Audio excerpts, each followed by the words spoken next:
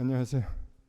그러면 주님의 기도로 다 함께 시작을 하도록 하겠습니다. 네, 성부와 성자와 성령의 이름으로 아멘. 하늘에 계신 우리 아버지의 이름이 거룩히 빛나시며 아버지의 나라가 오시며 아버지의 뜻이 하늘에서와 같이 땅에서도 이루어지소서. 오늘 저희에게 일용할 양식을 주시고 저희에게 잘못한 일을 저희가 용서하오니 저희 죄를 용서하시고 저희를 유혹에 빠지지 않게 하시고 악에서 구하소서. 아멘. 성부와 성자와 성령의 이름으로 아멘. 안녕하세요. 네. 오늘은 베네딕토 16세. 그런데 제가 이게 지금 사진들을 좀 많이 골라서 그거 좀 보시면서 좀 설명도 좀 간단하게 할까 하고 저 텍스트를 다 함께 좀 미리 나누어서 함께 보자고 이렇게 이야기를 했었습니다. 지금 뭐라고 말씀드려야 될까요?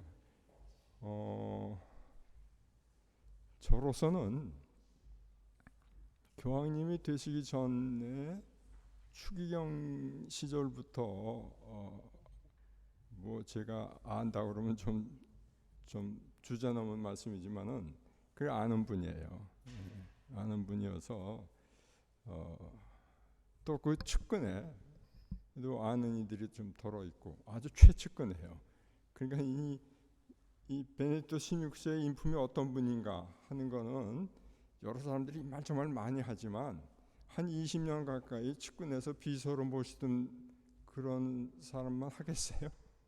예, 그래서 그 말씀도 지금 혹시 기회가 되면 좀 드리면서 그래서 그러니까 교황님 중에 지금 쭉 말씀을 드리지만은 추기경 시절부터 아는 분은 이분이죠.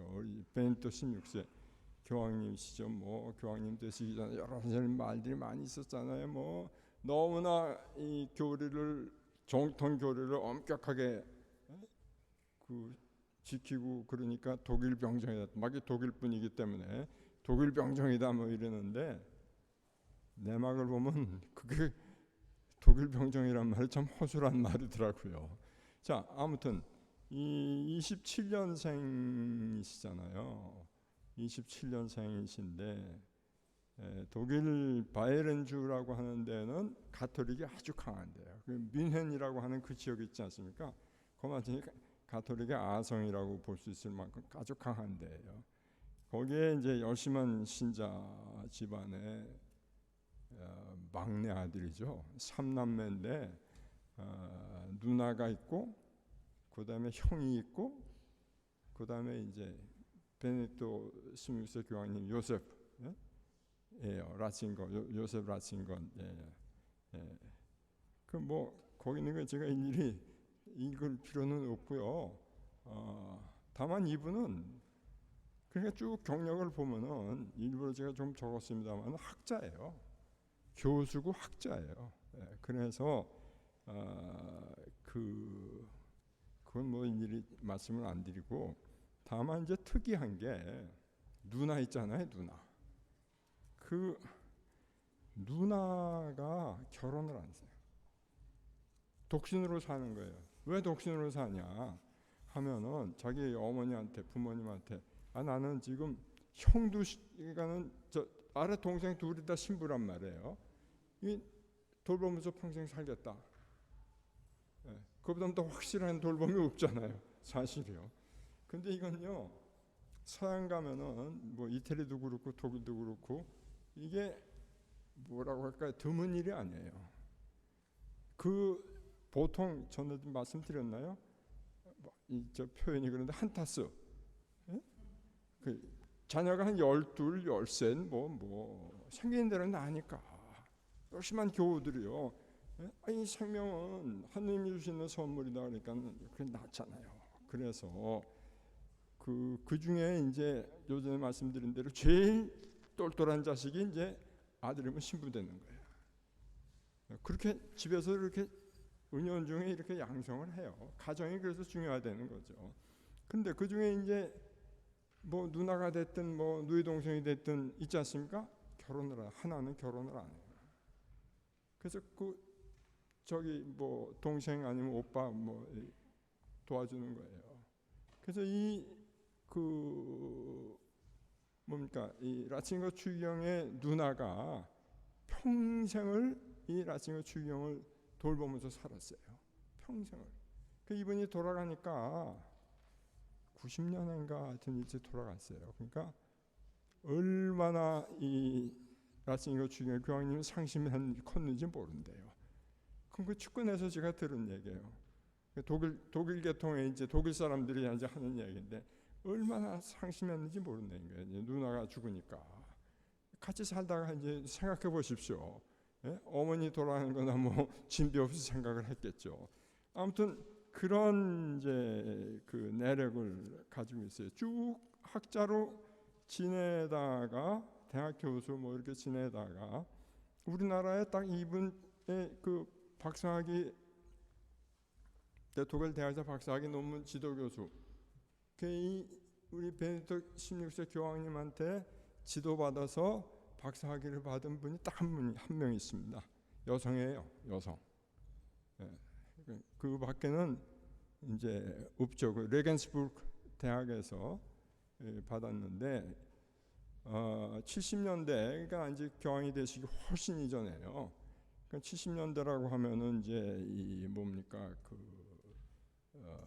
교황님이 아직 대학 교수로 지내시고 레겐스부르크 대학 교수로 지내시고 그러다가 이제 뮌헨 대교구장으로 이제 임명이 되시거든요. 그럼 뮌헨 대교구장으로 임명될 적에 보통은 그렇게 큰 대교구예요. 뮌헨 대교구라는 건 아까 말씀드린 대로 바이에른 그쪽에 아주 중심지거든요. 가톨릭 중심지죠. 거기에는 대교구장이 되려면은 보통 어디 뭐 보좌주거나 어느 교구장이나 뭐 대교구장 하다가 이동 발령을 받는 게 보통이에요. 근데 80년 만에 처음으로 베네딕토 16세 이제 라칭거 마장 그때 신부죠. 신부를 임명한 거예요. 신부를 요한 바오로 2세 교황님이 신부를 임명한 교구장으로 처음이라는 거죠. 80년 만에 처음이래요. 저도 그 처음 이번에 이것저것 조사하면서 처음 알았어요. 이게 그렇구나. 뮌헨 대교구장 뭐 이런데 한번 이제 인사이동 하려면은 저 교구장 발령 내려면은 상당히 여러 가지를 검토해 가지고 또 해당 국가 주교회의의 의견 듣고 그렇게 해서 정하는 거지 교황님 마음대로 하시는 게 아니라고요. 예? 그래서 아무튼 그렇게 해서 그 대교구장이 임명되고 그러는데요. 그 다음에 이제 추기경, 그러니까 뮌헨 대교구장 되니까 당연히 이제 어떤 추기경이죠. 추기경된 다음에 그 다음에 이제 교황님이 로마의 이제 교황청의 신앙교리성 장관으로 이제 발탁해서 이제 불러오시거든요. 한 82년도인가 한 4, 5년 하다가 근데 이제 그 교황청 이제 그야말로 어떤 의미에서는 오른팔이나 같은 거예요. 왜냐하면 이 교리를 수호하고 발전시켜 나가는 역할보다 더 중요한 게 어디 있어요. 그런데 쭉 그렇게 해서 교황이에서 은퇴하실 때까지 은퇴하신 다음에는 이제 조금 기력이 떨어지니까 이제 중단하셨는데 해마다 한 번씩 자기한테 박사학위 논문 지도를 받은 학생들을 모아서 여름에요. 휴가철에 다 모이라고 그래가지고 학술 회의를 해요. 토론회도 하고. 예. 그러니까 정말 그 뭐라고 할까요? 그 연구 뭐 이런데 그 학문 연구하는 데선 참 남다른 그러한 그 소명 의식을 가지고 계시던 여튼 뭐 여전히요 그런 분이죠. 그래서 사실은요 신앙교류청 장관을 하면서도 1970년 뭐 70년 되니까 27년 시니까 70세 되면 97년이구나. 70세 때 교황님 요한 바오로 2세 교황님한테 교황님 저 이제 좀 면해 주십시오 이 자리. 저는 뭐 가능하다면 바티칸 도서관 관장 그 사실은 추기경 자리예요. 그 상당히 중요한 자리입니다. 거기 임명해 주시면 제가 고문서고 뭐 등등 해서 연구 좀 하겠습니다. 교황님이 노 이러죠. 예? 그래서 제가 이 말씀 드린 거는 뭐냐면 어떻게 하느님께서 교황 하나를 만드시려면은 어려서부터 이렇게 쭉 그 배려를 하시는가 하는 거예요. 이 교황님 이제 교황이 되시니까 그 어떤 그 말이 있었냐 하면은 저 히틀러 그때 히틀러 청소년단이라는 게 있어요. 그래서 히틀러 유겐트라고 그 조직이 있어요. 거기 참가했다. 거기 가입했다. 뭐 나치주의자라는 거죠. 아이고야, 그 말도 안 되는 말이에요. 그 연대 14살부터 뭐 18인가 9까지는 의무사항이야. 무조건 가입해야 돼요. 아니 그거 가입하기 싫어서 안 할 수도 있죠. 그러면은 걸리면 강제 수용소에 말하자면 재교육, 너 정신 상태가 이건 틀려 먹었다. 그걸로 보내는 거예요. 한 80-90%는 다 가입해요. 그런데 그럼 누가 안 가? 살살 도망가고 피하느냐? 큰 대도시에 있으면은 잡아내기가 쉽지 않잖아요. 그런데 이 누구야? 요셉 라친거 이 소녀는 대도시가 아니고 시골에 몇 사람 안 사는데 금방 안다고요. 누가 가고 누가 안 갔는지 잡혀가는 거죠. 안 가면 그냥 가는 거예요. 그래도 속으로는 이게 싫은 거라. 그거 모임 정기 모임이 있잖아요. 가기 싫은 거라. 다행히 그때 수학 교사가 있었는데 이 사람 자신이 나치당원이라 어떻게 보면 이게 좀 끝발이 좀 있다고 볼 수 있죠.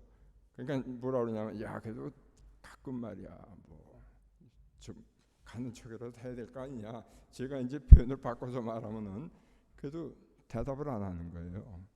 그러니까 딱 보고 이게 생각이 없구나. 그래 알았다. 내가 알아서 할게. 그래서 면해 준 거예요. 그러니까 히틀러 유겐트에 참여는 했지만 가입은 했지만 어쩔 수 없이 모임에는 안 나간 거예요. 뭐 그러다 이제 그만두나요? 그때 이미 이제 그 뭡니까 저 소신학교 신학교 들어갔는데 전부 다 뭐 독일에서 이제 다 동원해가지고 무슨 항공 무슨 보조요원 뭐 그러다 또 징집되고. 그러니까 집 근처로 집에 왔다가 또 갔다가 이러면서 계속 1945년에 끝나잖아요. 이제 전쟁 다 끝나게 됐는데 그래도 그 극렬분자들은 그게 아닌 거예요. 끝까지. 그런데 이제 이게 그냥 그대로 있다가 어떻게 될지 모르니까 그때 요셉 라친거 우리 교황님은 탈영을 하는 거예요. 탈영해서 집 근처에 있어서 집으로 가는데 멀리 돌아서 이제 가다가 발각된 거예요. 잡혔어. 그런데 완전히 그때까지 이제 제복 입고 저기 하는 제복 안 입었으면 잡는 거란 말이에요. 군인이 도망가는구나 그러고 불심 검문에 걸린 거예요. 근데 이게 알고 근데 그때 마침 팔을 붕대를 감고 계셨대요. 난 부상병이다 그래 가라. 왜 그렇게 그냥 풀어줬냐? 그 사람들도 이미 전쟁에 지칠 대로 지쳐서 이걸 굳이 붙잡아서 뭐 어쩌고 할 생각이 없었다는 거죠. 아닌 사람 같으면 총살해도 쏴죽여도 그만인 거예요. 그래서 저는 뭘 생각하냐면 하느님이 이렇게 이런 경험을 군대 가서 총 쏜 적이 없어요. 전선에 배치된 건 아니니까.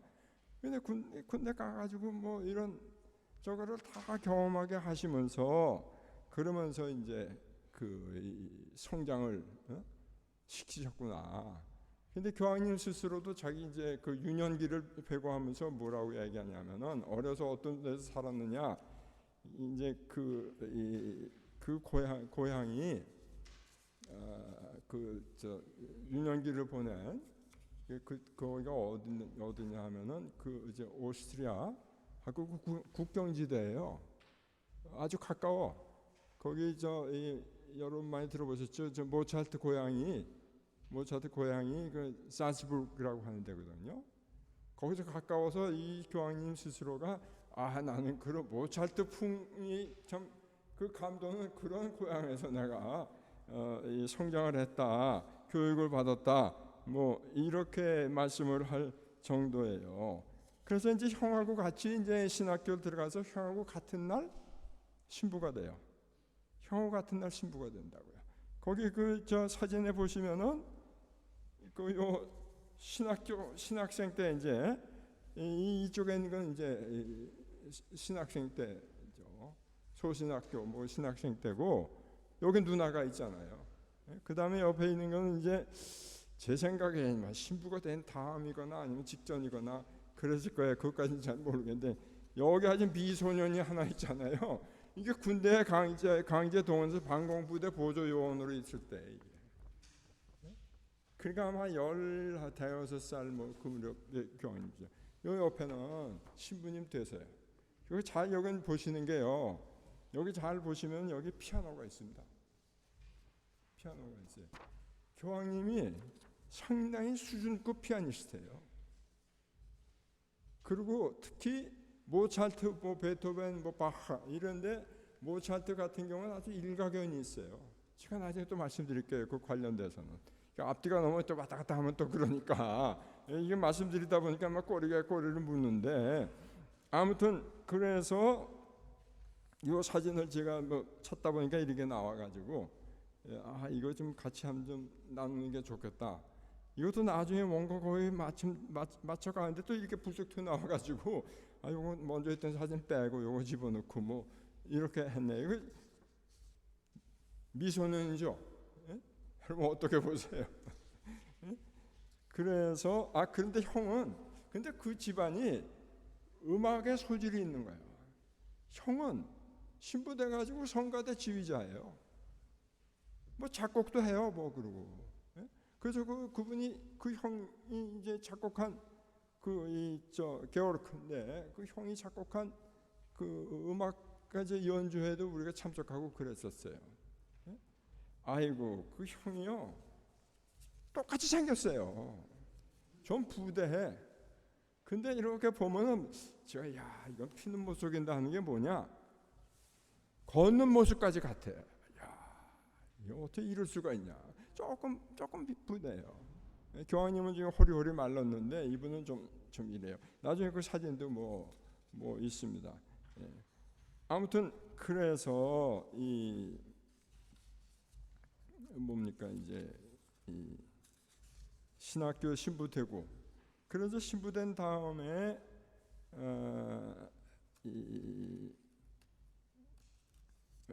여기 신부 됐을 때 저 사진도 여기 있죠. 여기 요거 서품 비사 마치고 난 직후에 요 가운데 있는 분은 친구고 요게 이제 옆에 여기 형이고 여기 교황님이에요.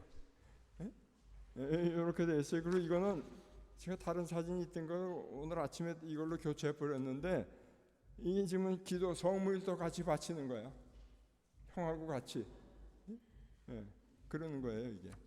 그래서 그 다음에 이제 그 다음 사진 이거 제가 다 말씀을 드렸고 그 다음 사진을 보시면은 요한 바오로 2세 교황님이 얼마나 이 라틴과 추경을 그야말로 최측근으로 생각하셨는지. 근데 실은요. 이것도 생각나시죠? 말씀 안 드리면 나중에 말씀드린다 그러면 또 잊어버려. 그러니까는 그 뭐냐면요. 왜 이런 많이 혹시 들어보셨는지 몰라. 그 요한 바오로 2세 교황님이 말년에 파킨슨 병으로 고생 많이 하셨잖아요. 공식적으로 파킨슨 병이라고 얘기하는 교황청에서는 아무도 말 안 했어요. 그런데 증세로 보면 확실히 그렇다고요. 제가 봐도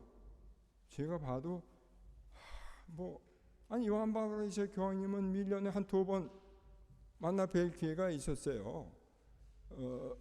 매년. 그런데 이렇게 쭉 가까이서 이렇게 보면 이제 저희들은 훈화 말씀하시고 하시잖아요. 떠는 거예요. 이게 가만히 좀 보세요. 떨어요. 그 다음에 나중에 갈수록 어떻게 되냐? 말씀이 발음이 어눌해져가지고 말씀이 어눌해지더라고요. 그런데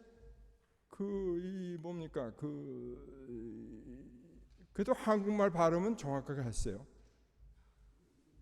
한국말 발음은 뭐 저는 만나 뵈면은 저 한국 사람입니다 이렇게 말씀 안 드려요. 그렇게 안 했어요. 뭐라 그런지 아세요? 찬미예수 그런다고요. 딱 보시고 찬미예수 그러니까 이게 한국 사람이구나. 당신이 찬미예수하고 다시 응답을 해요. 이게 대단하죠. 예? 대단해요. 한 번은 전 세계 평신도 대표들이 모여서 회의를 하고 아련을 하는데 제가 나가서 이제 대표로 교황님한테 평신도 대표로 인사하는 그런 기회가 있었어요. 저한테 그걸 하라고 주최소에서 하라고 그래서 이제 했잖아요. 하는데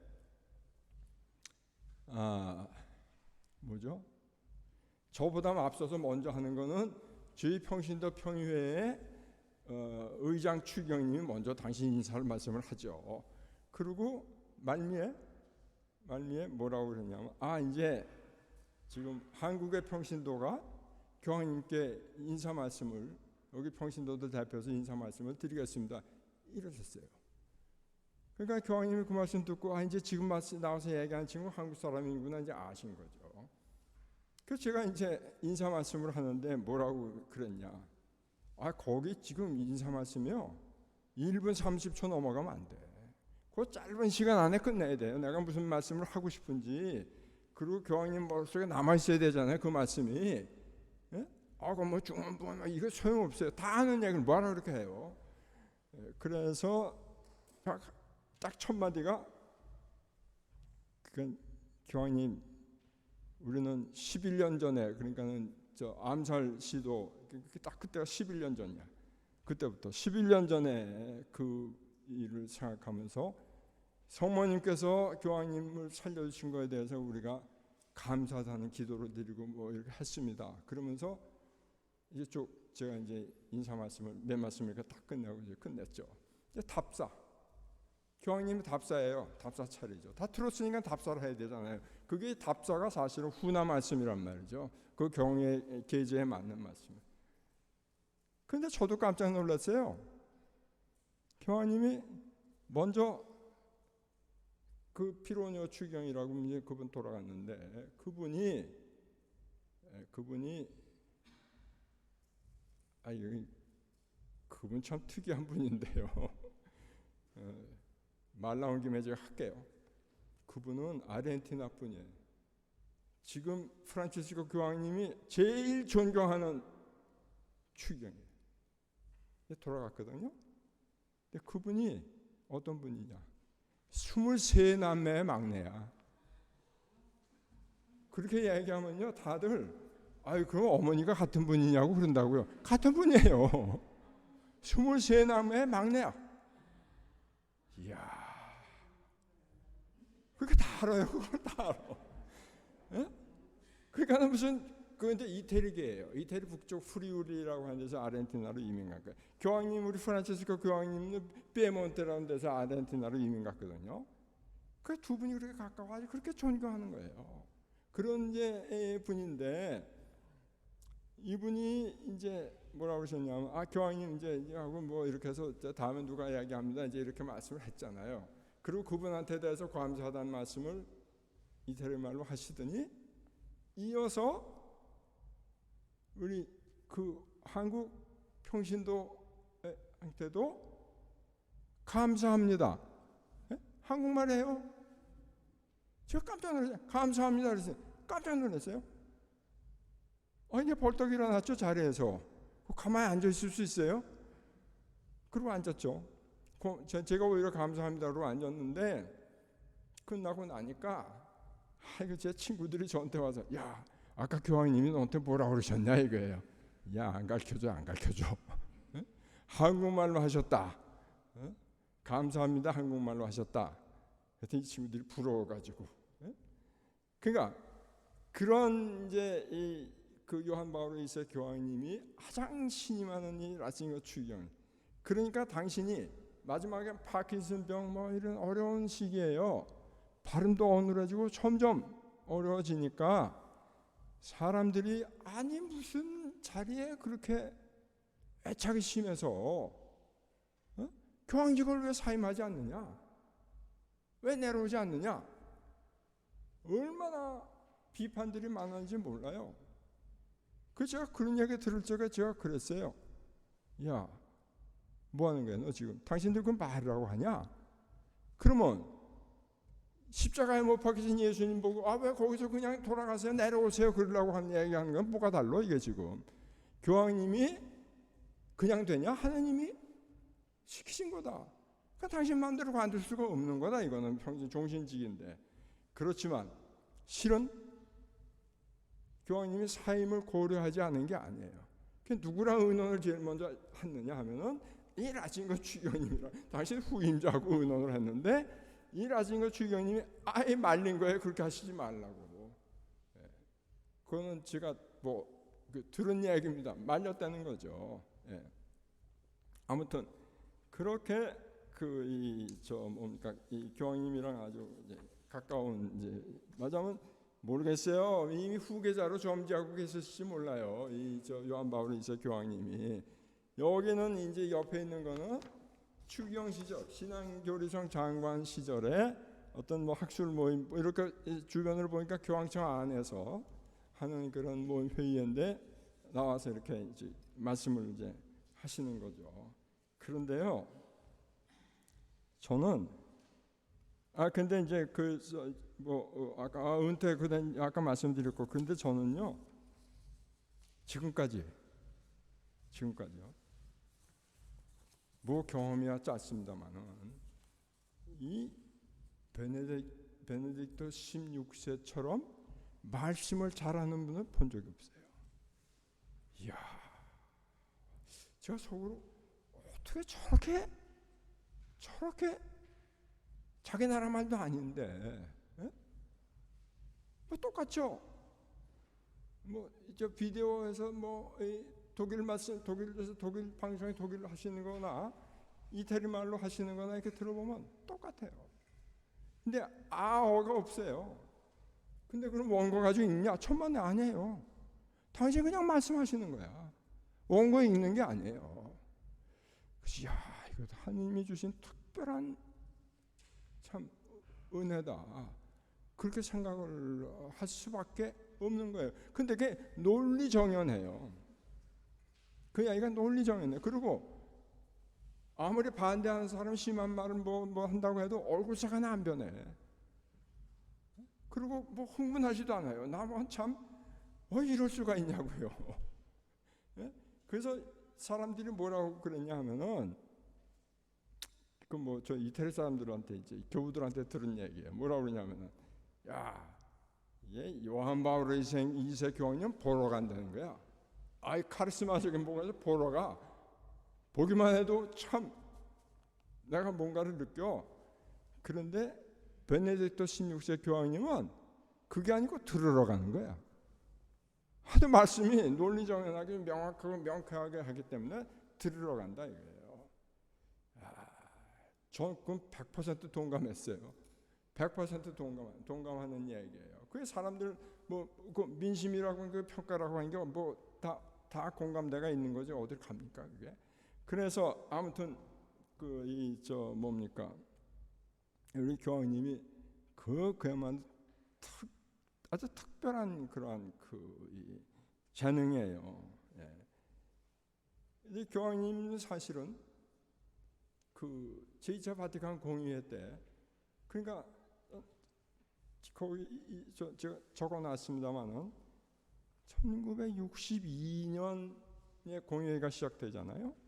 1962년 공의회 시작되는데 27년생이니까 35세 때죠. 그때 이미 공의회 처음에는 한 달은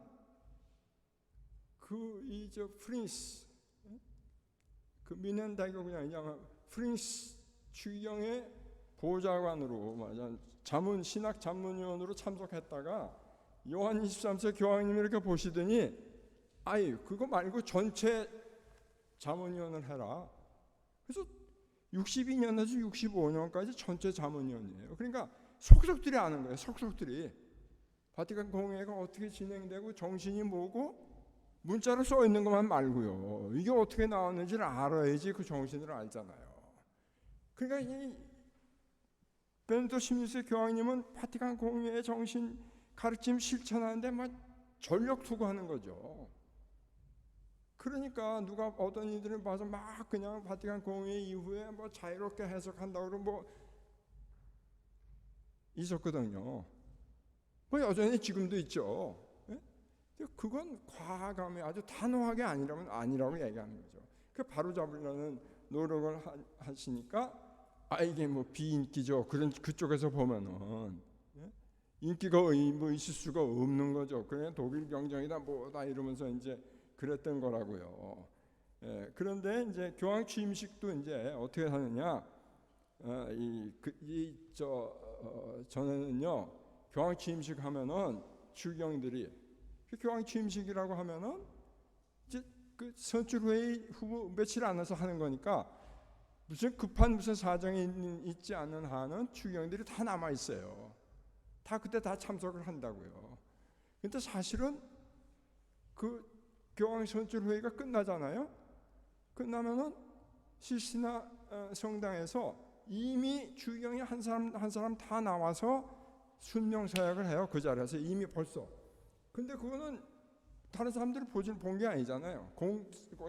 공개된 게 아니어서 공개된 그 이 취임식에서 다시 한번 했던 거예요. 저 요한 바오로 2세 때까지는. 근데 베네딕토 16세 교황님 생략. 그거 하지 마라. 그거 안 하고 오히려 뭡니까? 무슨 이 성직자 수도자 뭐 부부 추경 뭐 전반한 게 아니라 몇 명씩 이렇게 해가지고서 간략하게 이제 그 취임식을 이것도 말하자면 개혁인 거죠. 교황명으로는 왜 베네딕토를 택했냐? 이거는 사실 좀 우리가 알고 있어야 될 것 같다 하는 것이 뭐 첫째 뭐냐면요. 베네딕토 15세 때는 그때 1차 대전이에요. 이걸 막으려고 엄청 애쓰신 거죠. 그러니까 세계 평화, 유럽이지만 그때는 이 평화를 위해서 애쓴 이거를 내가 이어받아서 전 세계 평화를 위해서 내 교황직을 말하자면 이 한번 바쳐야 되겠다 이제 이런 생각하신 거죠. 지금 이제 보세요. 프란치스코 교황님 우크라이나 뭐 러시아 이러니까 아이고 이거 얼마나 노심초사하시겠습니까? 그래서 이렇게 보면은 엊그제 이태리의 그 유명한 저명한 이제 일간지 꼬리에레 델라 세라라고 하는 저기 그 일간지에 인터뷰를 하신 거예요. 우크라이나, 소련 우크라이나, 러시아 우크라이나 이거 가지고 이제 인터뷰를 하셨는데 거기서 한 번도 푸틴을 직접 경향해서 비판하지 않아요. 왜 이거 지금 상대해야 될 상대인데 그냥 덮어놓고 비판만 하면은 상대가 되겠습니까? 그래서 교황님은 당신이 뭐 우크라이나 뭐 전에 가실 거다 무슨 뭐 키예프 뭐 지금 키우라고 얘기하는데 우리는 그냥 키예프 뭐 가실 거다 뭐 이러는데 교황님은 나는 차라리 모스크바를 가겠다 이런 얘기죠. 모스크바를 가겠다. 푸틴 만나러. 제가 보기에는 우리 교황님 참 가시고 싶겠지만 제가 보기엔 상당히 어려운 게 거기에 누구야? 이름이 갑자기 키릴인가 하는 모스크바 그러니까 러시아 정교회 대표 총대지교가 있어요. 그 사람이 이거예요. 무슨 요한 바오로 2세 교황님이 얼마나 가고 싶어 하셨는데 고르바초프도 초대한다고 러시아 뭐 나중에 무슨 뭐 푸틴인가 다 거기서 놓고 그러니까는 그게 겁나는 거죠. 할 수가 없는 거야. 지금도 이렇잖아요. 지금도 상황이 거기서는 푸틴을 말하자면은 이 국가 무슨 뭐로 생각해가지고 지금 우크라이나 침공 노란 말을 안 하고 있잖아요. 비판을 안 한다고요.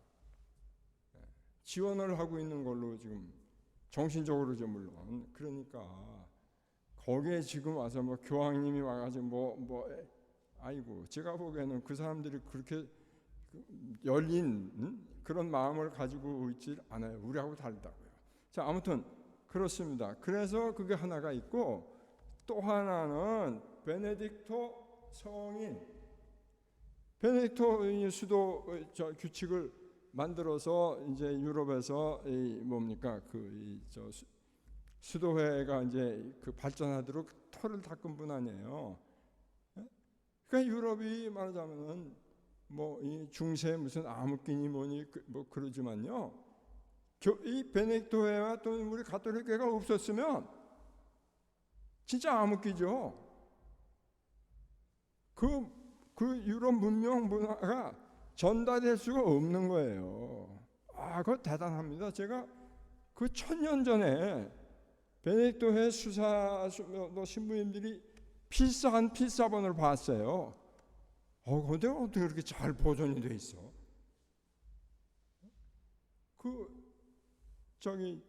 로마 근처에 가면 이제 수비아코라고 하는 그 베네딕토 성인의 성지가 있거든요. 거기 이제 굴에 들어가서 이제 기도하시고 이런. 근데 거기서 보는 게 아니고 옆에 수도원이 있어요 따로. 거기 문소고가 비밀도 아니죠. 문소고가 있어요. 거기 들어가서 봤어요. 쥐가 들어가 자기들이 끝내주니까 봤지. 그래서 그걸 보고 이게 우리 교회가 이렇게 참 수도자들이 이렇게 애를 써가지고 문명을 이끌어 온 거구나. 그런데 지금 뭡니까? 유럽이 신앙이 지금 제대로 대접받지를 못하고 있는 거예요. 그러니까 이거를 어떻게 다시 복음의 꽃을 다시 피어나게 해야 되겠다 하는 사명감을 가지고 있어요. 그래서 사실은 새로운 복음화 평유회라고 새 복음화 촉진 평유회 이런 걸 이제 베네딕토 시민지 교황님이 만드셨는데 이게 새 복음화 촉진이라고 하는 건 알맹이는 뭐냐면 유럽의 재복음화예요. 유럽의 재복음화예요. 그렇지 않고 그걸 그렇게 둘 이유가 없는 거죠. 왜냐하면 전 세계 복음화 그러면 다른 부서들이 다 있고 또 이 선교 지방 우리나라 같은 데는 인류 복음화성에서 관장하기 때문에 그럼 이게 뭐냐? 몇 년 됐나 여기 순례길 교황청 인준한 순례길 선포하는 날인가요? 축성하는 날인가? 그때 여기 교황청에서 왔던 분이 있어요. 그분이 그 새복음화 평유회 의장이에요. 아직 그분은 추기현의 대주교예요. 그분도 아마 상당히 참 저명한 신학자인데 아무튼 그렇습니다. 그래서 이제 그 다음에 이제 제가 탁월한 신학자 달변가 이 말씀을 제가 다 드렸고,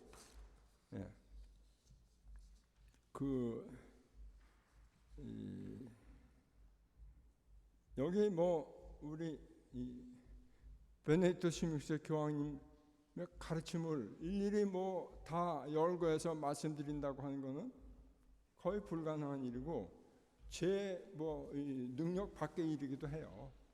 그래서 그런 말씀을 저도 알지도 못하는 이야기를 여기서 말씀드리는 거는 이건 예의도 아니고 제가 할 일도 아니고 우선 저한테 대한 예의가 아니란 말이죠.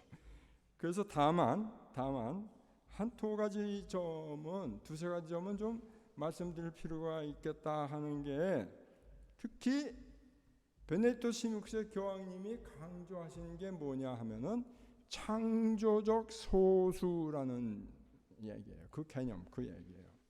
창조적 소수 이게 무슨 말이냐?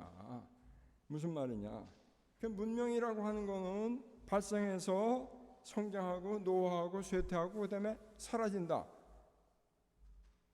이렇게 보는 말하자면 그 역사 발전을 그렇게 보는 그러한 그 사학자들이 있는가 하면은 아니다. 문명은 그 정신적인 측면이 있어서 이걸 항상 새롭게 다시 태어나도록, 다시 이어가도록 이렇게 하는 힘이 있는 거다. 그럼 누가 어떻게? 그 예는 어디 있느냐? 아니 로마 시대 그 게르만이 막 쳐들어오고 할 적에 로마 문명이 끝나는 걸로 알았는데 그때 교회가 나서서 어떻게 했어요? 그 뭐 로마법 무슨 예루살렘 법 그리스 문화 이런 것들을 다 합해서 게르만족을 포용했단 말이죠. 받아들인 거예요. 통합시킨 거예요. 그래서 문화를 이어가면서 문명을 이어가면서 발전시켰다. 그게 뭐냐? 그 당시 교회 역시 소수였는데 이 창조적 소수자의 역할을 함으로써 그렇게 한 거다. 그래서 저는 이 대목을 이 교황님의 그 가르침을 보면은 우리나라를 생각하는 거죠.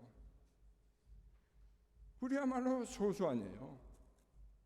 소수 중에 소수죠. 전체 인구의 얼마예요? 10한 한 2, 3% 되나요? 지금 11몇 퍼센트 그렇게 될 거예요.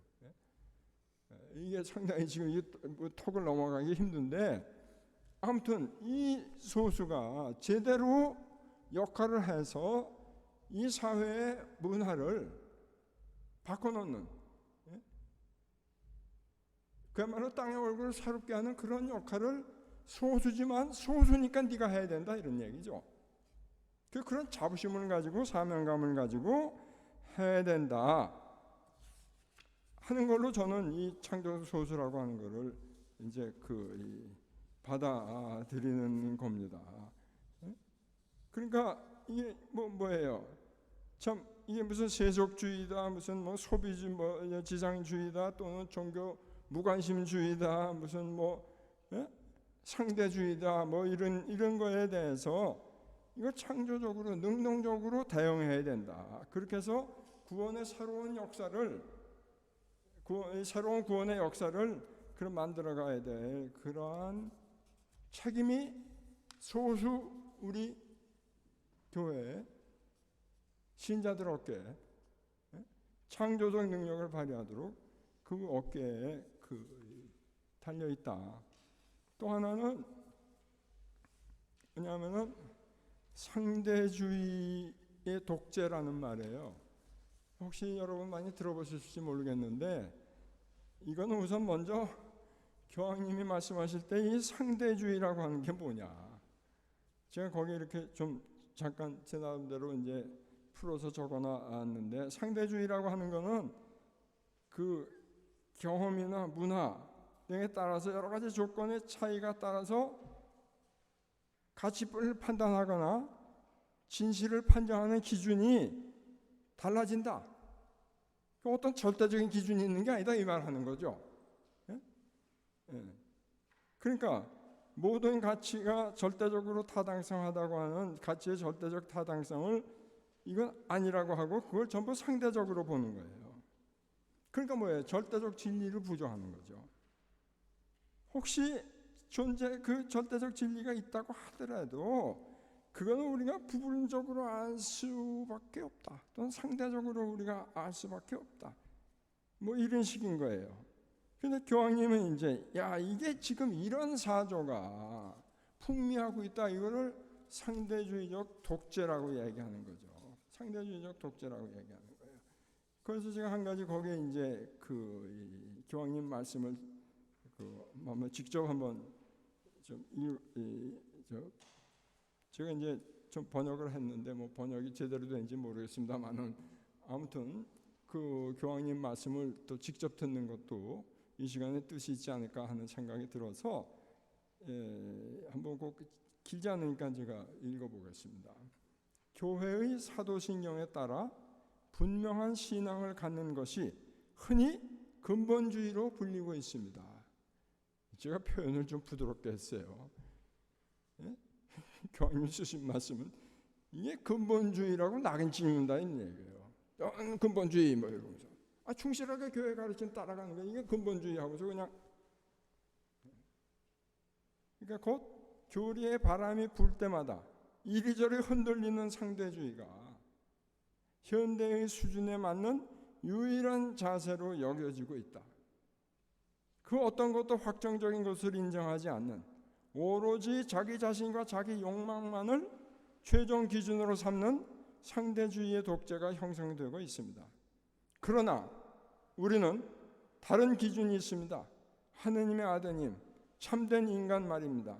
그분은 진정한 휴머니즘의 기준입니다. 교황님이 이렇게 말씀하세요. 그래서 이 상대주의 독재에 맞서 싸우는 거, 이거를 베네딕토 16세 교황님은 당신 교황직의 기본적인 목표 중에 하나로 삼고 계셨던 겁니다. 그러니까 뭐예요? 지금 보면은 참 이거 모르겠어요. 이게 제가 뭐 표현을 어떻게 잘못한 건지 모르겠습니다만은, 그러니까 지금 보면은 종교, 우리 가톨릭 마찬가지로 신자들이 셀프 서비스식으로 이거를 대하는 거예요. 그러니까 뷔페식 가톨릭이야, 뷔페식 가톨릭. 그러니까 뭐야? 식당에서 자기 입맛에 맞는 것만 골라서 먹는 거. 또 교회 가르침 중에도 자기한테 맞는 것만 골라서 따르려고 하는 경향. 이건 도무지 우리 구원에 도움이 안 된다. 우리 신앙에 도움이 안 되는 거다. 교회 안과 교회 밖에 양다리 걸치고 있는 거야. 한 발은 교회 안에 되고 한 발은 교회 밖에. 당장은 편할지 모르지만 위기가 닥치면 혼자 그냥 넌 절로 가. 혼자 내버려지게 되고, 그렇게 된다. 그러면 예를 들어서 칠성사 중에 하나 또는 그 이상을 따르지 않는 거예요. 예를 들어서 고해성사. 뭐 낙태산하자 동생애들 뭐 이런 윤리적 가르침 마찬가지죠. 그러니까 자유라고 하는 건 뭐냐? 전적으로 자율적으로 삶을 즐기는 것이 아니라 진리와 선을 기준으로 살아감으로써 우리 자신이 참되고 선하게 되는 것을 말한다. 교황님 말씀이에요. 하느님과 교회의 법을 따르는 것은 자유를 제한하는 것이 아니라 참된 해방으로 들어가는 문이다. 겉으로는 자유처럼 보이지만 그 상대주의는 각 사람에게 감옥이 됩니다. 왜냐하면 사람들 한 사람 한 사람을 서로 떼어놓아 자기 자신에게 가둬놓기 때문입니다. 그렇죠. 자기가 기준이니까. 또 하나는 이제 소비자 지상주의인데요. 이건 특히 교황님이 이제 원죄 없이 잉태되시 성모 마리아 대축일 때 그 삼정기도를 통해서 말씀하신 게 있어요. 그 밑에 그 내용이 쭉 적어놨고요. 그걸 제가 이제 그걸 다 읽기보다 이게 기니까요. 그 젊은이들의 소비지상주의가 문제다라고 비난을 하신 거예요. 비판을 아주 엄격하게 하셨는데, 그게 뭐냐 하면은 그 부분만 제가 한번 볼게요. 이 젊은이들은 희망을 잃어버릴 위험에 놓여 있습니다. 왜냐하면 이들은 흔히 인생을 참된 의미와 기쁨으로 채워주는 참된 사랑을 잃어버린 고아들처럼 보이기 때문입니다.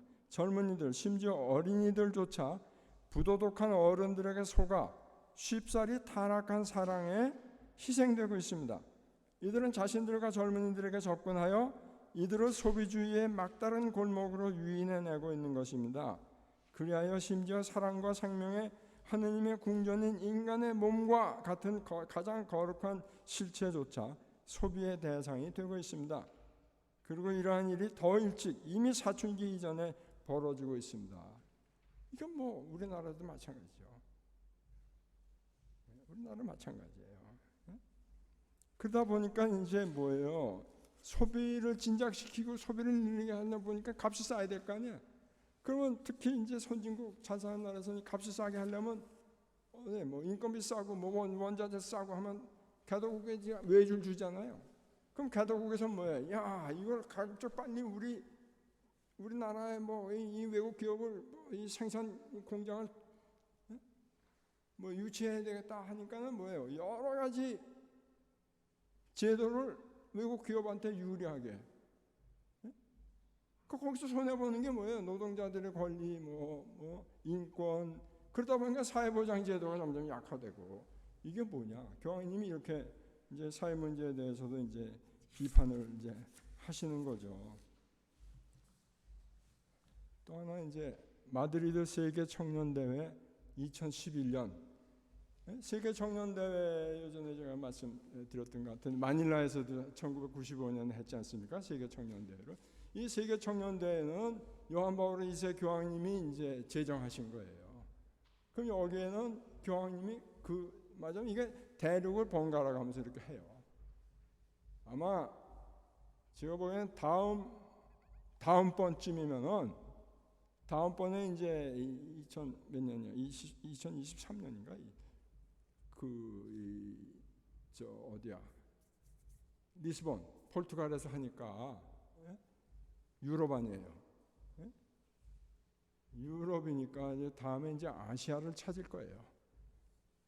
제가 보기에는 아시아는 1995년에 하고는 한 적이 없어요. 그럼 이제 어디서 할 거냐? 뭐 제가 보기에는 가만히 있어도 서울에서 무슨 유치 작전을 하고 뭐 이럴 필요 없어요. 이제 가만히 있어도 교황님이 아이고 우리 서울교구에 이거 좀 해달라고 하실 거예요. 제가 보기엔 그래요. 네. 그나마 이제 교황님이 말씀하시기 전에 나서서 뭐 좀 하는 게 우리 도리이겠죠. 제가 보기엔 그래요. 그러니까 세계 젊은이들이 전부 모이는 거죠. 전부 모여요. 그래서 자기들끼리 토론도 하고 기도하고 뭐 이러면서 지내요, 며칠을. 근데 거의 마지막에 이제 교황님이 오시는 거라고요. 2011년에는 마드리드에서 했어요. 그래서 제가 거기 갔었습니다. 마드리드에 이제 이게 왜 갔냐? 뭐 그때 제가 대사로 있기도 했지만 이게 평신도 평의회가 이게 주최하는 거예요. 그래서 제가 거기 위원인데 대사하는 동안에 잠깐 좀 정지하고 있는 상태지만은 그 뭐 누가 하는지 뭐 다 알고 해서 오라고 그래서 이제 뭐 이것저것 겸사겸사 이제 갔어요. 야, 교황님이요. 이제 마지막 날이 주일날 미사로 끝나요. 그럼 주일날 미사 끝나면 그 전날은 어떻게 되냐? 청년들이 모여서 철야 기도회를 해요. 그러니까 이제 뭐 전부 캠핑이에요, 캠핑. 어디 뭐 숙박시설이 어디 있어요? 그럼 몇십만 모여서 캠핑. 그 장소가 넓은 데 없으면 못해요, 이거. 근데 그날 교황님이 오신다고요. 오셔서 그 철야, 그러니까 전야 기도 모임에 오세요. 그래서 저도 이제 갔어요. 아유, 저녁이 됐는데 한참 이제 이 기도 행사가 막 진행 중이에요. 진행 중이고, 그 다음에 이제 이 성체 모시고 이제 영성체 해야 되고 이제 그런 성체 조배 후에 이제 그렇게 하고 하는데 갑자기 그냥 완전히 돌풍에 막 그냥 억수 같은 비가 쏟아지는 거예요. 전 뭐 우산도 안 가서 그냥 꼼짝없이 다 맞는 거예요. 뭐 어떡하겠어요.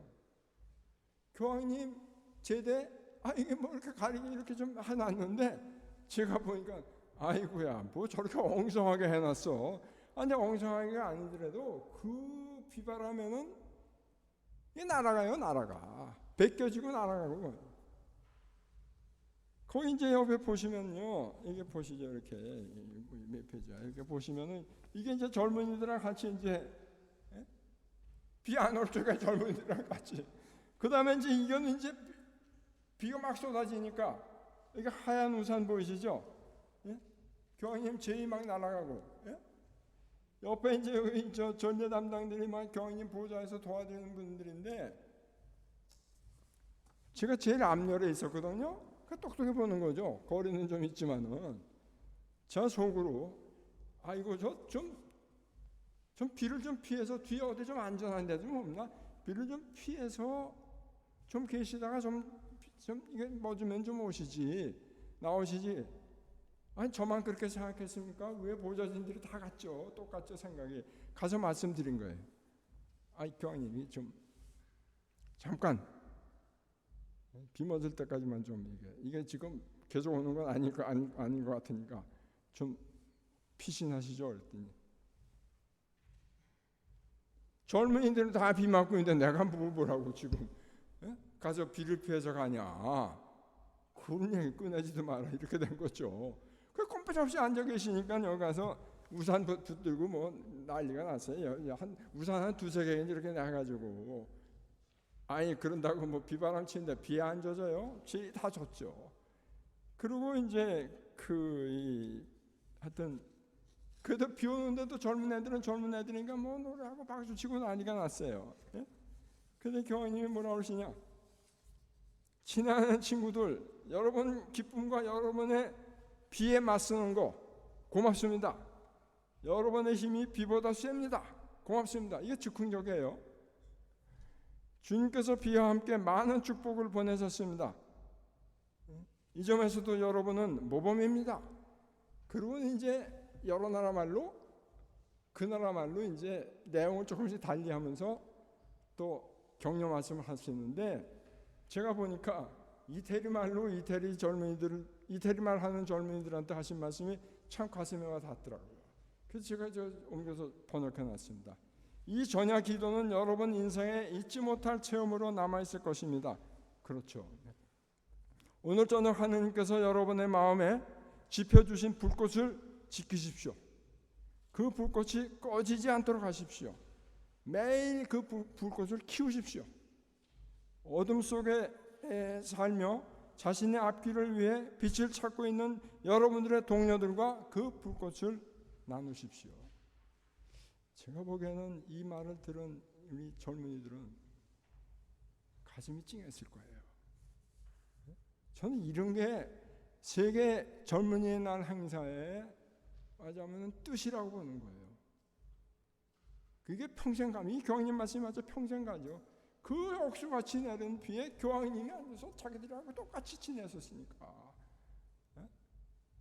그 교황님하고 저희들은 무슨 나이를 비교해 보세요.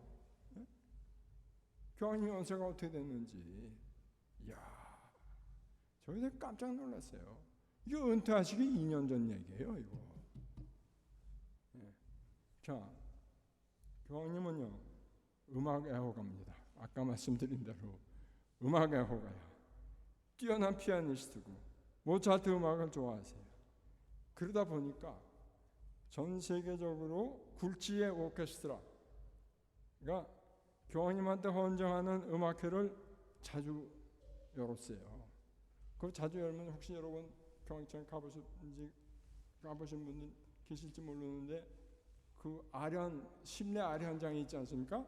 그게 수용 능력이 7,000석쯤 돼요. 7,000명쯤이 들어가요 거기에. 그 바오로 6세 때 그거를 이제 지으셨죠. 그 전까지는 그런 장소도 별로 없었어요. 그러니까 이제 신자들 불편하다 해가지고 지으신 거예요. 거기서 해요 음악회를. 오케스트라에서 그럼 거기에 이제 대사들은 완전히 전부 초대받죠. 저희가 가거나 아니거나 그 사람 뭐 저기고 저는 그게 얼마나 기다려지는지 그 음악회가 아니라 수준급 아니에요. 그러면 교황님이 이제 가운데 이렇게 여기 사진 보시면은 이 앞에 이제 쭉 직선으로 가면 중간쯤에 앞에는 아니고요. 좀 중간쯤에 가서 이제 교황님 따로 자리가 있습니다. 거기 앉아 계시다가 이제 끝나면 올라와서 그날 연주된 곡 있죠? 해설을 하시는 거야. 난 처음에 무슨 말씀하시나 했더니 이게 해설을 하시는데요. 아니 가만히 있으면 일반적인 얘기를 하시는 게 아니더라고요. 그 곡을 딱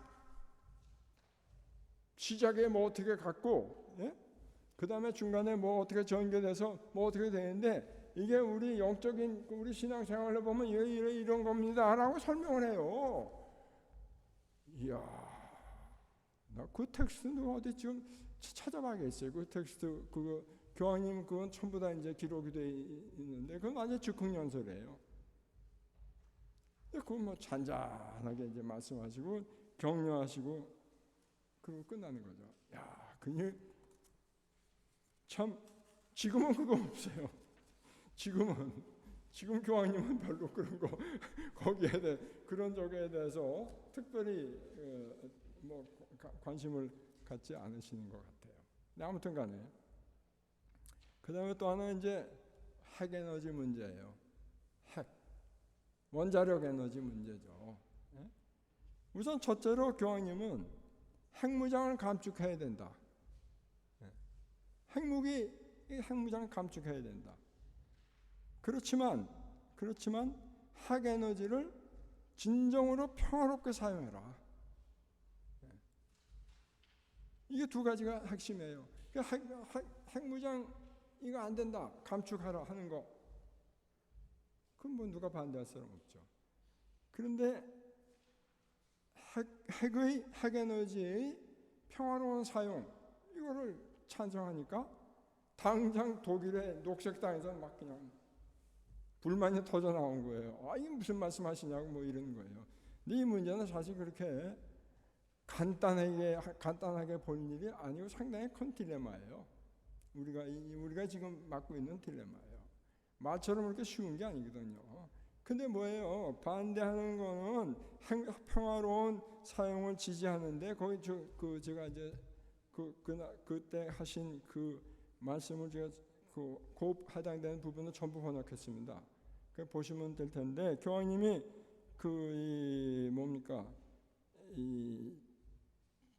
이렇게 말씀하시죠.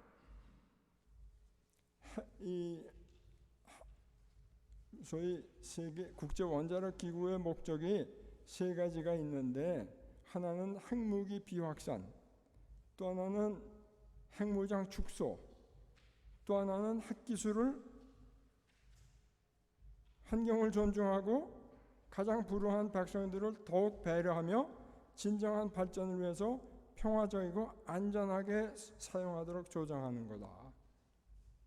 교황청은 이 세 가지 목적을 다 찬성한다 이런 말씀이에요.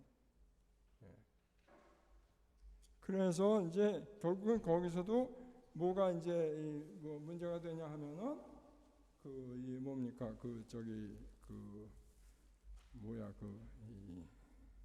가장 가난한 사람들한테 피해가 가지 않도록 하는 거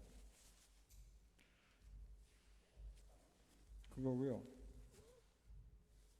한국과의 관계에 대해서 잠깐 말씀드리면 한국의 이 평화 문제에 대해서 또 거기 보면 이렇게 말씀하세요. 길지 않으니까 이 극동 지역이 현재 겪고 있는 위기 상황에서 교황청은 평화로운 방법으로 그리고 현재 관련된 모든 당사국들의 참여를 존중하는 가운데 해결책을 찾아 한반도를 비핵화해야 한다는 점을 확신하면서 양자간 또는 다자간 협상을 권장합니다. 이 같은 관점에서 저는 국제 공동체가 매우 취약한 사람들, 특히 북한의 그러한 사람들에게 인도주의적 원조를 실행하고 강화하여 그것을 중단했을 때 민간인들에게 생기게 될 심각한 결과를 미연에 방지하기를 열렬히 바랍니다. 근데 이 말씀을요, 일본 대사가 신임장 제정하는데 그 자리에서 하시는 거예요. 한국 대사한테 하신 말씀이 아니야 이게. 그러니까 전 지금도 일본에 하고 한국의 특수관계를 다 아시고서 이제 그러신 게 아닌가 싶은 생각이 들어요. 또 하나는 이제 잘 아시는 대로 2006년인데 정진석 추경 이제 얼마 전에 이제 일주기를 우리 기념미사 일주기 추도 미사를 드렸죠. 정진석 추경님 이제 추경으로 임명해서 소임하신 분이죠. 그 참 한국으로서는 잊을 수 없는 그러한 사건입니다. 근데 그때 이미 정진석 추경은 75세, 거의 75세였어요. 31년 12월생이니까 그런데도 불구하고 임명하신 거예요. 그리고 한 5년인가 더 교구장직을 수행하도록 하셨죠. 그 다음에는 이제 뭐냐면은 그건 제가 이제 한 건데, 교황님이 1951년 6월 29일에 사제서품 받으셨거든요. 그러니까 2011년이면 이게 60주년이야. 그래서 사제서품 60주년을 기념해서 한국의 어린이들이 교황님한테 쓰는 편지, 그 공모를 시켜가지고 그 우수작을 이제 골라서 걔네들이 교황님한테 이거를 직접 드리려고 왔어요. 그래서 그거 이제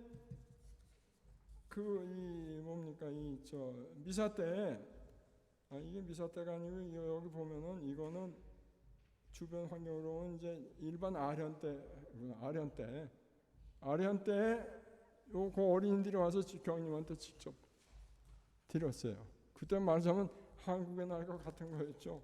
그때 막 성탄 즈음에서인데 그 미사 때 또 한국 어린이가 나와서 독서도 하고 뭐 이랬습니다. 한국말로요. 하여튼 그런 그 기억이 지금 나고요. 지금 개인 증언이라고 이제 써놨습니다만은 그거는 1번은 그 가톨릭교회 교리서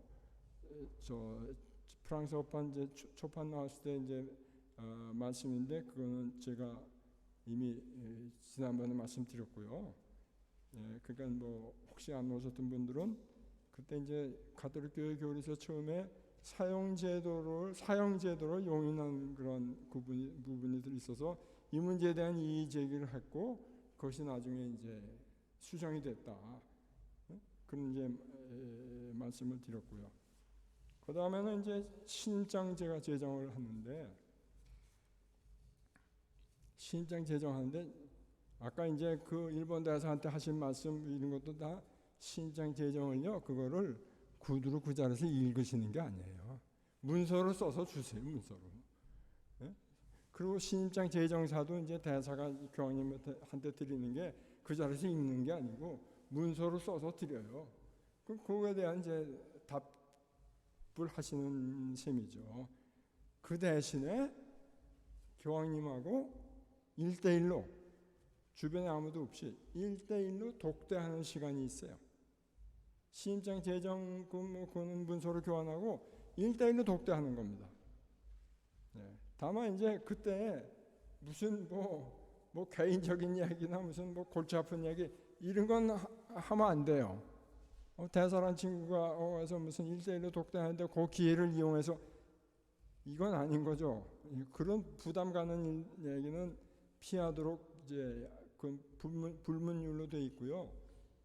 그런데 한 10분 동안 말씀을 드릴 시간을 가질 수 있게 돼 있어요. 저는 그래서 이건 지금 내가 이 시간을 말이죠. 10분을 갖다가 무슨 말씀을 드리냐. 뭐 한국 문제를 말씀드리냐. 한국 교회 얘기를 하냐. 무슨 얘기를 할까 하다가 근데 사실은 이 교황님은 저 이제 구면이고 아신이고 그 이전에 이미 저를 잘 아는 교황청의 추기경이 교황님을 아련하면서 개인적으로 사진을 들고 가서 이 사람이라고 말씀을 해놓으신 거예요. 그러니까 뭐 반가워서 이제 말씀하니까 제가 그랬어요. 교황님, 그 한국 천주교회에서는 우리 서양이나 뭐 이태리나 뭐 이런 데서처럼 거기서는 뭐라고 해요? 미사가 끝났으니 안녕히 가십시오 그래요. 평안히 가십시오. 그 말이 안녕히 가십시오. 좀 한국식으로 얘기하면.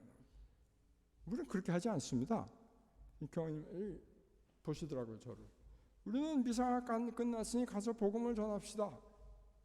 이렇게 합니다. 그랬더니 교황님이 딱 뭐라고 하시냐면은 그게 맞습니다. 미사는 파견이죠. 신자들을 선교로 파견하는 겁니다. 그러시길래 제가 옳다구나. 교황님 그러면은 이거를 한국서만이 아니고 전 세계적으로도 이런 걸 좀 활용할 수 있도록 좀 조치를 취해 주시면은 어떻겠습니까? 알았습니다. 끝나자마자 그냥 요 담당하는 경신성사성 장관 추경 만나서 또 얘기했어요. 그때 교황님 만나서 말씀드렸다는 얘기 쏙 빼고 그 말하면 또 기분이 별로 어떨지 모르니까 하여튼 뭐 어떤 그랬습니다. 저로서는. 근데 뭐 이런저런 말씀하는데 교황님이 더 말씀을 오래 하시고 저는 별로 그 말씀밖에 드릴 게 별로 없어서 그랬는데 저는 좌불안석인 거 있죠. 10분이 넘어가는 것 같은데 이거 어떻게 하면 좋은가? 뭐 뒤에서 또 누가 뭐라고 나한테 뭐라고 그러는 거 아닌가? 그 교황이 이제 하시다가 어느 시간 당신 생각으로 이제 이만하면 됐다 싶으면은 딱 눌러요. 그럼 알아서 아는 건 문 열고 나와서 이제 끝났다고 얘기해 주는 거죠. 아무튼 그렇습니다. 자, 독일 병정 아까 말씀드렸죠. 그 20년 가까이 라칭거 추기경 개인 비서를 하던 분이 있어요. 지금 이 독일 분인데 요제프 클레멘스 주교라고 이분 한국에도 다녀갔습니다. 우리 민족화해위원회에서 세계 포럼 한반도 평화를 위한 포럼을 할 적에 독일 경험을 얘기하기 위해서 왔었어요. 독일이야말로 이제 그 화해, 그 나치가 주변 국가들한테 얼마나 폐해를 줬습니까? 그다음에 나치가 국내에서도 그렇고 그러니까 국내외적으로 화해가 필요한 그거 아니에요. 그리고 현재 동서독이 또 그 대결해 가지고서 그야말로 참 평화를 전 세계적으로 평화가 위협받던 그런 상황에 있었기 때문에 그분이 이제 와서 증언을 했는데 뭐라고 이야기하냐면요. 우리 교황님 말이야 마음이 엄청 여린 분이래요. 마음이 엄청 여리대요. 겉보기하고 전혀 다르다는 거예요. 그저 이르신데요.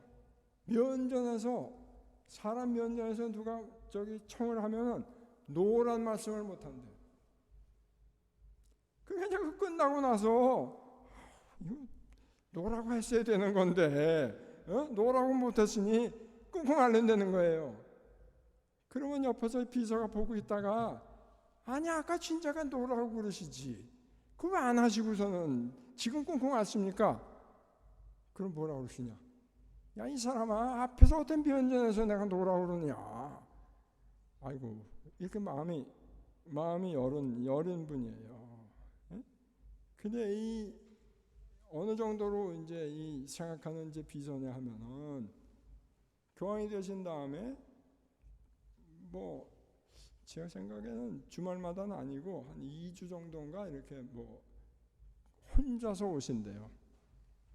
혼자서 이 숙소로 와요. 근데 이 숙소가 이 클레멘스 주교 숙소가 교황청 바티칸 구내에 있어요.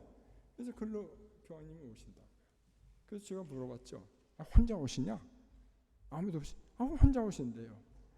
혼자 오시면은 이 클레멘스 주교 아파트 이제 들어오셔가지고 음악 틀어서 음악 들으시고 뭐 이제 저녁 드시면서 이제 이런저런 얘기 이제 한담하고 하고 이제 가신다는 거예요. 그러면 그럼 식사는 어떻게? 자기가 한대요. 자기가. 그 음식 솜씨가 괜찮더라고요. 저도 가봤어요. 저희 부부가 초대받아서 요 자리가 교황님이 앉으셨던 자리래요. 그럼 나 거기 좀 앉아보자.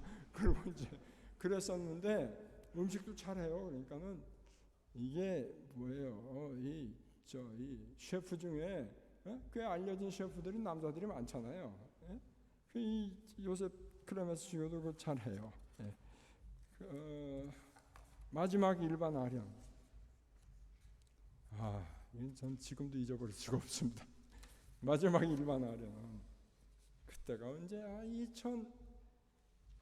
2013년 2월 11일인가 돼요.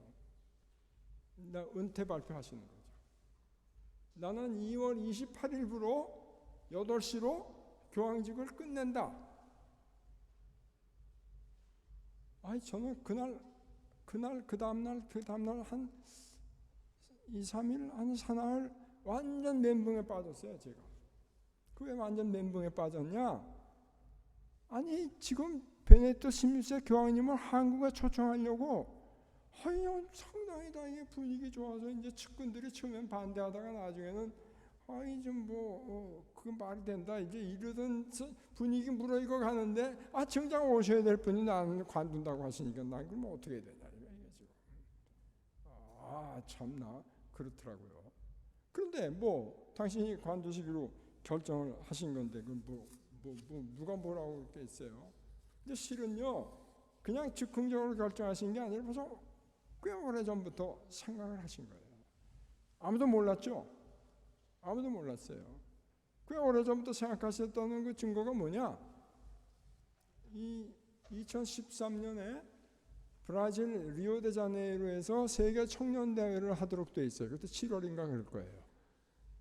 그러면 거기를 이제 가셔야 되거든요. 그럼 벌써 2012년 그 무렵에 상당히 오래 한 1년 반 전쯤에 날짜 다 잡아놨으니까 교황님 스케줄을 잡아놔야 돼요. 그러면 그 대표되는 그 추기경이 의장 추기경이 가서 교황님 직접 아련하고 말씀을 다 드린 다음에 언제 합니다. 교황님 오셔야 됩니다라고 말씀을 이제 드렸대요. 그런데 다른 때하고 달리 교황님이 대답을 안 하시더래요. 그 참 이상하다 그랬다는 거죠. 이거 그냥 예수 그러면 되는 건데 왜 대답을 안 하시나? 나중에 은퇴 발표하니까 그때서야 그래서 안 하셨구나. 그때부터 이미 생각하고 계셨던 거예요. 근데 나중에 어떤 기자하고 대담하는 거에서 제가 봤는데 그게 이유 중에 하나예요. 아니 내가 이제 연만하고 연로해서 세계 청년대회 그 갈래니 그건 상당히 힘든 일이더라. 일정이요. 사실은 저는요 이 베네토 16세 교황님이 미사 집전하실 적마다 한 번도 안 빠지고 갔습니다. 제가 이제 로마에 있는 동안은 가끔 서울에 다녀가는 회의 때문에 다녀가면 그건 어쩔 수 없죠. 제가 맨날 마음속으로요 아슬아슬하게 조마조마한 게 뭔지 아세요? 지금 저 교황님이 지금 연세가 있는데 아무리 이러고 붙잡고 계시지만 오랫동안 서가지고 저 쓰러지시면 어떡하나 속으로 그게 그대로 걱정이 됐던 거예요. 정말요? 나중엔요 처음에 걸어 들어오셨어요. 이렇게 걸어 들어오셨어요 처음에. 나중에 가서는 은퇴 그 발표 그 즈음에 가서 걸어 들어오시는 걸 안 하시고 이게 무슨 바퀴 달린 해가지고 쭉 하면 이걸 쭉 해서 이걸 타고 들어오시더라고요. 계단 올라가실 때 옆에서 부축해서 올라. 그러니까 그게 이유 중에 하나예요. 내가 몸이 건강이 이런데 앓는 게 없다고 해도 이거는 좀 연부 역강한 분이 이 직을 맡아서 해야 되는 게 아니냐. 교회 사랑을 위한 마음에서 이제 그러신 거죠. 그래서 그 은퇴 결정을 이제 하시면서 그러다 보니까 이제 마지막 아련 2월 28일로 끝나. 근데 그게 아마 목요일이었던 것 같아요. 27일 날이 이제 일반 아련이에요. 일반 아련은 보통 2월 27일은 로마 사사라거든요. 아까 말씀드린 7천석 들어가는 그 안에서 해요 보통. 근데 이날은 그게 아니야. 왜 사람들이 많이 올 거고 그러니까 야외에서 한다. 그리고 특별히 추기경들 여러 추기경들 원하시면 그분들은 언제든지 오시는 거고 그냥 보통 때는 안 가시죠. 대사들도 보통 때는 초대받질 않아요. 안 가요. 이날만은 마지막이니까 오라고 그래서 이제 갔어요. 그래서 마지막에 강론을 하시는데 제가 그냥 잊어버리지 않는 그 구절이 그겁니다. 교회라는 배는 제 것이 아닙니다. 우리 것이 아닙니다. 주님의 것입니다. 주님께서는 그것이 가라앉게 내버려 두지 않으십니다. 그 배를 이끌어가는 것은 바로 그분이신지요. 물론 그분께서 택하신 이들을 통해서도 그렇게 하십니다. 그분께서 그렇게 하시길 원하셨으니까요. 교회라는 바는 제 것이 아닙니다. 여러분 것도 우리 것도 아닙니다. 주님의 것입니다. 주님께서는 그것이 가라앉게 절대로 그냥 내버려 두시지 않습니다. 그날 보십시오. 보통 이 일반 아래인데 이 사람이 이렇게 모여들어 타질 않아요. 이게 여기 지금 카메라 이렇게 잡혔죠. 이 뒤로 쭉 열렸는데 이렇게 타는 거예요. 그렇죠. 그 다음에 이 시간이 빨리빨리 해도 엄청 가네. 여기 주경들이 다 오셨잖아요. 여기 한 분은 대놓고 우세요. 대놓고. 또 여차 가만히 보시면 이러고 있는데 이 이태리 저 주교의 의장이에요. 루이니 주경이라고. 이분도 사실은 우는 거예요. 이게 보면. 아니 그리고 제가 잘 아는 또 다른 저 주경도 만났더니 제가 그날 좋았다 그랬더니 뭐라고 나 그날 울었다고. 현장에서 울지 않을 수가 없는 거예요. 그게.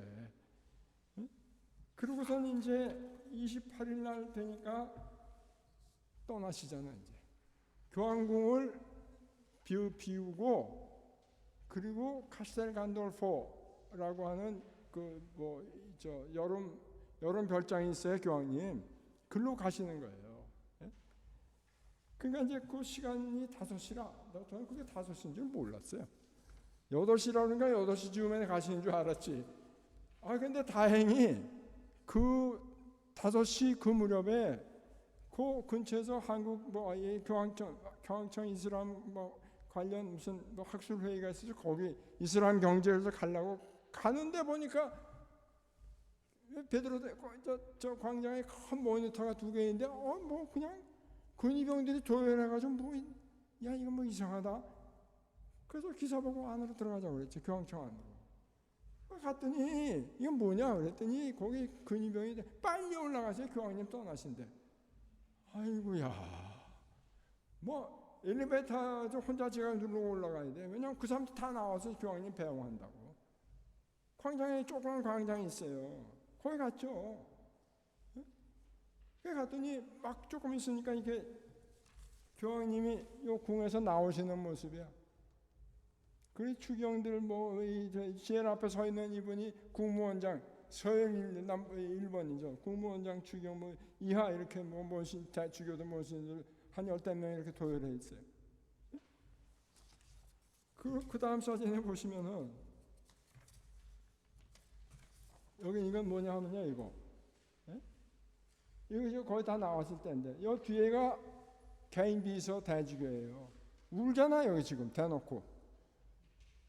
제가 속으로 그랬어요. 저 비서가 울면 어떡하자는 거야 지금. 그런데 이분은 누구냐 하면은 이거 유명한 분인데 성 베드로 대성전의 수석 사제예요. 그러니까 바티칸 관련돼서 이분이 아주 서열상 상당히 중요한 분이에요. 그러니까 이제 인사를 이제 하는 거고 이제 여기 이제 사람들이 쭉 도열해 직원들 일반인이 공개되지 않았어요. 제가 그냥 쫓아 들어간 거지. 근위병 있고 여기 인사하는 분이 벨토네 추경이라고 국무원장 추경. 그래서 이제 여기서 나와서 헬리콥터 타고 교황청 안에 가면 헬리포트가 있거든. 헬리콥터. 그거 타고 이제 거기까지 가는 승용차죠. 타고 이제 카스텔 간돌프에서 내리시는 거예요. 그 앞에 이제 행정원장 이제 벨텔러 추경이 이제 영접하고 이런 순서로 이제 진행되는데 그거 보고요. 분위기를 뭐라고 얘기하면 좋을까? 길게 얘기하지 않고 딱 한마디로 살아있는 교황님 장례식 하는 거예요. 그러니 슬픈 일이죠. 그걸 참여하고 있는 거예요.